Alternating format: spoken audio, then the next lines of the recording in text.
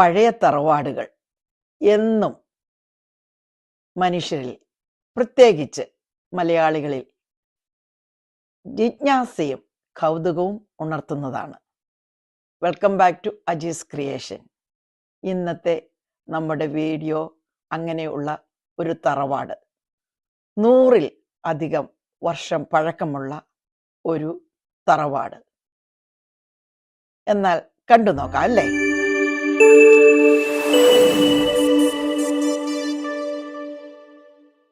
നിങ്ങൾ പല തറവാടുകൾ ഇതിനു മുമ്പ് കണ്ടിട്ടുണ്ടാവും, നേരിട്ടും വീഡിയോ വഴിയും.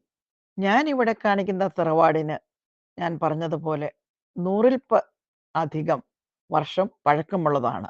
അതിൻ്റെ തനിമ നഷ്ടപ്പെടാതെ സൂക്ഷിക്കുന്ന ഈ വീടിൻ്റെ പുറം ഭാഗമാണ് ആദ്യം നിങ്ങളെ ഇപ്പോൾ ഞാൻ കാണിക്കുന്നത്.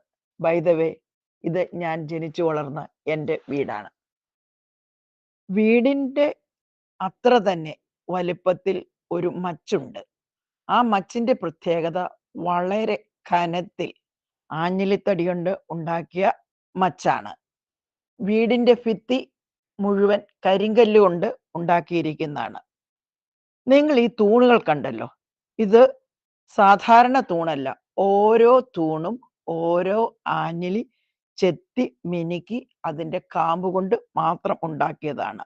തടികൾ ധാരാളമായി ഉണ്ടായിരുന്ന ഒരു കാലത്താണ് ഈ വീട് വെച്ചിരിക്കുന്നത്. മെയിൻ തിണ്ണ കൂടാതെ വീടിന് ചുറ്റും ഇളം തിണ്ണയും ഉണ്ട് ഈ വീടിന്. അടുക്കളയും വീടിൻ്റെ മുഴുവൻ തറയും ചാണകം മെഴുകിയിരുന്നതാണ്. അത് എല്ലാം മാറ്റി മോഡേൺ രീതിയിൽ ആക്കി.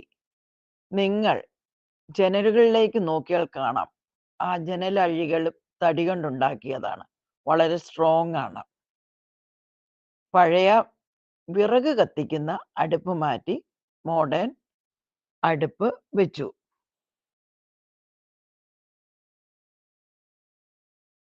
പഴയ കാലത്തിലെ കട്ടിലുകൾ പലതും ഇപ്പോഴും കീപ്പ് ചെയ്തിട്ടുണ്ട്.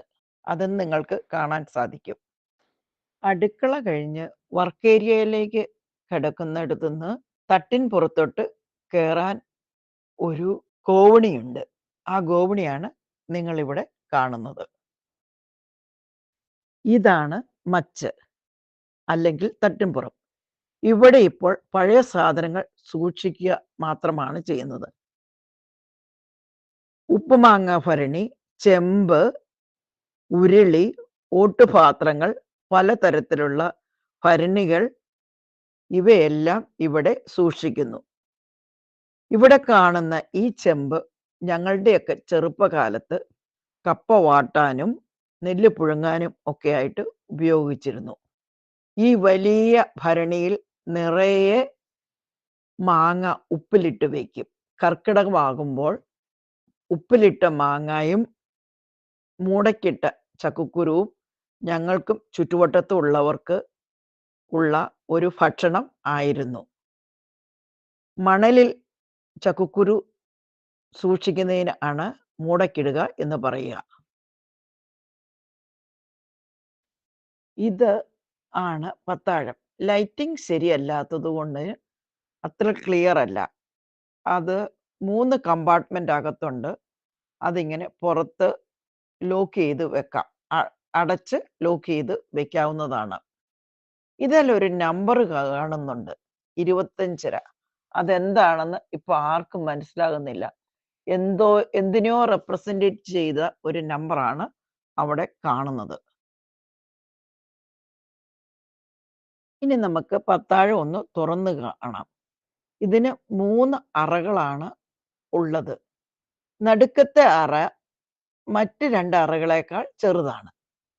നടുക്കത്തെ അറയിൽ സാധാരണയായി വാഴക്കൊല പഴുപ്പിക്കാനും അങ്ങനെയുള്ള ചെറിയ കാര്യങ്ങൾക്ക് വേണ്ടിയാണ് ഉപയോഗിക്കുന്നത്. സൈഡിലത്തെ അറകൾക്ക് ഒരാളുടെ വലിപ്പത്തിൽ താഴ്ചയുണ്ട്. ആ 2 അറകളിലുമാണ് സാധാരണ നെല്ല് സൂക്ഷിക്കാറ്. ഏകദേശം എനിക്ക് തോന്നുന്നത് 10-200 പറ നെല്ല് ഇതിനുള്ളിൽ സൂക്ഷിക്കാം. ഒരു 2 വർഷത്തേക്കുള്ള നെല്ല് അതിൽ നമ്മൾക്ക് സൂക്ഷിക്കാവുന്നതാണ്.